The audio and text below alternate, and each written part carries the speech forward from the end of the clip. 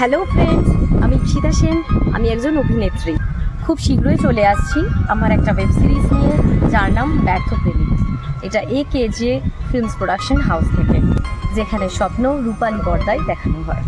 আর হ্যাঁ, এনাদের সাথে কাজ করতে গিয়ে আমি অনেক কিছু শিখতে পেরেছি এবং খুব ভালো এক্সপিরিয়েন্স। আর এই ডিরেকশানে হচ্ছে আমাদের ম্যাক্স।